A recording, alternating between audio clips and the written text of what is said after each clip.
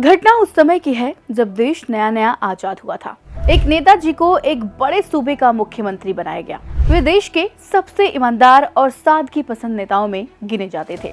न तो कभी कोई विशेष सुविधा लेते थे और न ही सरकारी पैसों से अपना कोई निजी काम कराते थे। एक बार उन्होंने एक सरकारी बैठक बुलाई। बैठक में चाय नाश्ते की व्यवस्था की गई थी। मीटिंग के बाद जब उसका बिल उनके पास मंजूरी के लिए भेजा गया तो तमाम खर्चे के साथ साथ दो और खर्चे थे, एक 6 आने का और दूसरा 12 आने का। नेताजी वो बिल पास करने से साफ इनकार कर दिए। कारण पूछे जाने पर उन्होंने कहा कि सरकारी बैठकों में केवल चाय का खर्चा सरकारी खजाने से किया जा सकता है, नाश्ते का नहीं।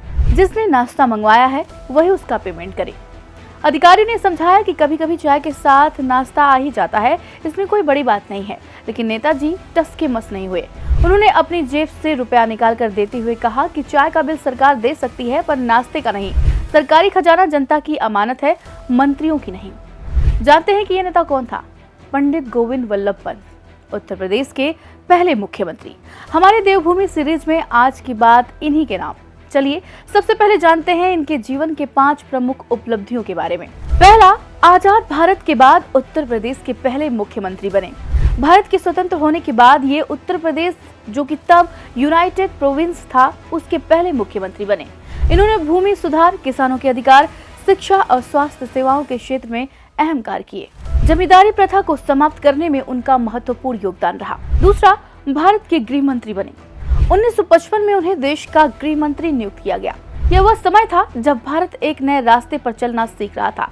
पंत जी ने राज्य पुनर्गठन आयोग की सिफारिशों को लागू किया और भारत को भाषाई आधार पर नए राज्यों में विभाजित कर प्रशासनिक सुव्यवस्था स्थापित की। गृह मंत्री के रूप में उनका सबसे बड़ा योगदान था भारत को एक मजबूत, धर्मनिरपेक्ष और संवैधानिक राष्ट्र बनाना।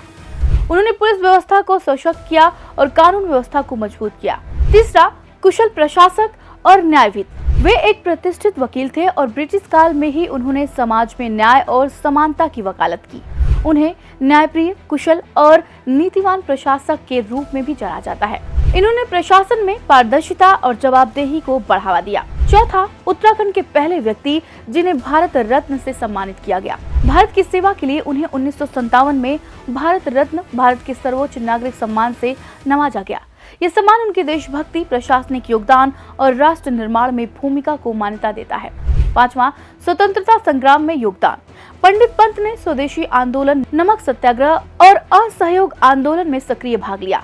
उन्हें स्वतंत्रता संग्राम के दौरान कई बार जेल भी जाना पड़ा, लेकिन हर बार वे और भी दृढ़ संकल्प के साथ बाहर आए। गोविंद वल्लभ पंत न केवल स्वतंत्रता सेनानी थे, बल्कि वे भारत के उन गिने चुने नेताओं में से एक थे जिन्होंने आजादी के बाद देश की दिशा और दशा तय करने में अहम भूमिका निभाई। उनका जीवन हमें सिखाता है कि राष्ट्र सेवा केवल आंदोलन में भाग लेने से नहीं, बल्कि व्यवस्थाओं को गढ़ने से होती है। गोविंद वल्लभ पंत एक नाम नहीं, एक युग की पहचान है।